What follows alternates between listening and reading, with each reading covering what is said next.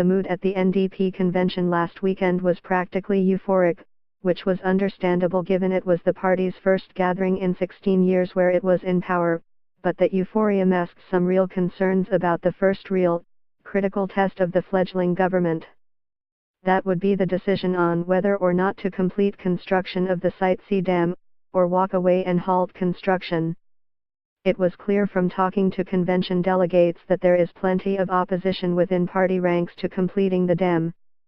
But it was just as clear there is also plenty of support for finishing the project. Either way, the eventual decision is guaranteed to cost taxpayers an enormous amount of money. Completing construction will likely cost more than $10 billion, and perhaps as high as $12 billion or more, making it the most expensive infrastructure project in BC's history. But shutting it down also carries an alarmingly high price tag, about $4 billion, more than $2 billion already spent or committed, plus another $1.8 billion to remediate the site, with nothing to show for it at the end of the day, well, except a 9.5% rate hike that would be required to service that debt load almost immediately. Read more. BC NDP earns a B grade on first 100 days in power, Baldry. There are so many factors at play here that it is almost dizzying to keep track of them all. For example, will the energy produced by the dam be needed, and if so, when? What impact will the dam have on electricity rates? Are cheaper forms of energy production available? There are no clear, foolproof answers to many of these questions. Part of the problem is that no one can predict the future, and therefore cannot provide irrefutable evidence of future energy needs. As our population inevitably swells, and electricity consumption rises as a result, what is the best way to meet that demand?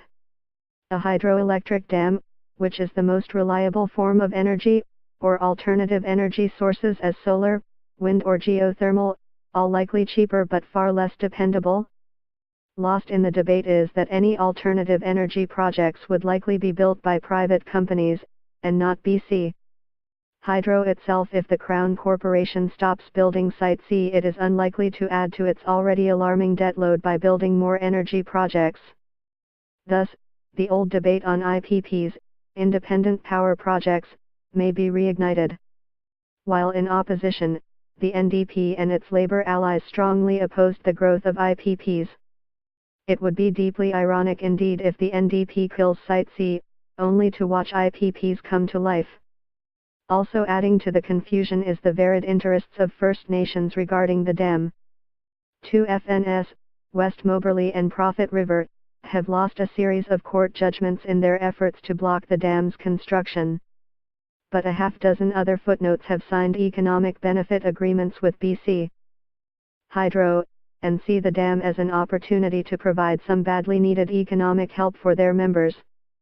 Inciting the need to apply the principles contained in the United Nations Declaration on the Rights of Indigenous People, UNDRIP, to land use decisions as Site C, will the NDP recognize only the interests of footnote opposed to the dam, or will it recognize the interests of those that support it?